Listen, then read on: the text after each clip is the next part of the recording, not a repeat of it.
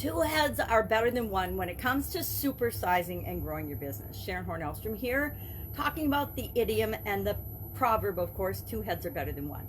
Now, this appeared in 1546 in John Haywood's. We're going to hear John Haywood a lot because he put together a collection of phrases, proverbs, and idioms of the time.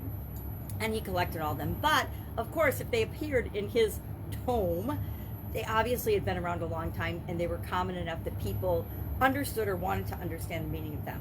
So two heads are better than one appeared in Homer's The Iliad, book 10 actually, as well as in scripture ECC 4:9.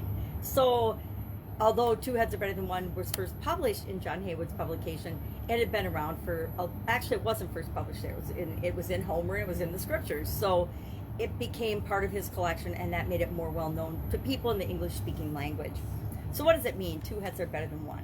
It, of course, speaks to the synergy created when more than one person is involved in a situation, is involved in problem solving, for example, is involved in bigger projects that require more effort than this just one person could put forth. Excuse me.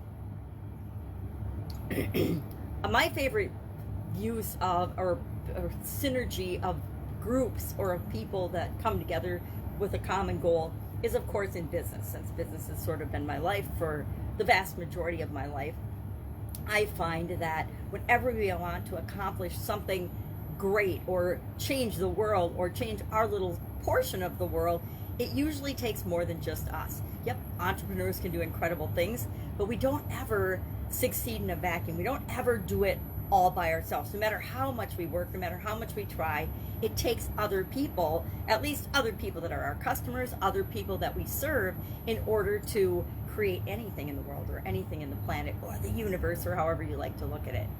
Well, what are some of your favorite ways to use synergy?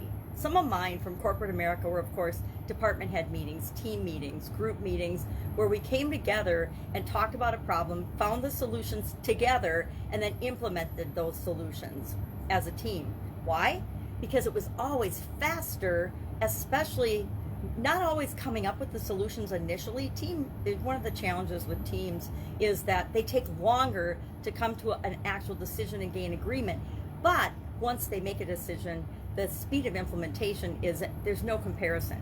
If I have to do everything all by myself versus if I have 10 people and we're all working together for a common goal, we're going to achieve that result much faster than if I'm just doing it on my own.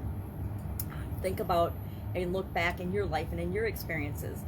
What were you able to accomplish all by yourself, literally all by yourself, just you, your efforts, no one else's, versus what you were able to accomplish with one or more other people? No comparison. At least not in my life, there's no comparison. With respect to how fast and how well my business is or my other things grew. Think of a relationship. How fast do you grow? Well, I guess you have ultimate control in your relationship with yourself. But if you want to have a relationship with anyone else, how fast does that grow if you're going in different directions? It doesn't work, right? And the same is true in our businesses and our organizations. We want to be aligned in our serving and our delivery of products and services to the people that we serve, to the solutions that we provide for them.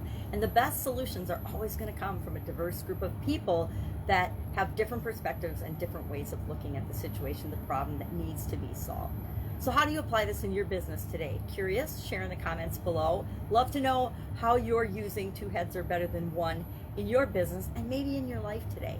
Have an amazing day. I'll be with you tomorrow with another interesting idiom focusing on proverbs for the first 100 days of 2021 and what they mean, where they come from, and how you might use them in your business right now. Take care. Bye. Catch you tomorrow.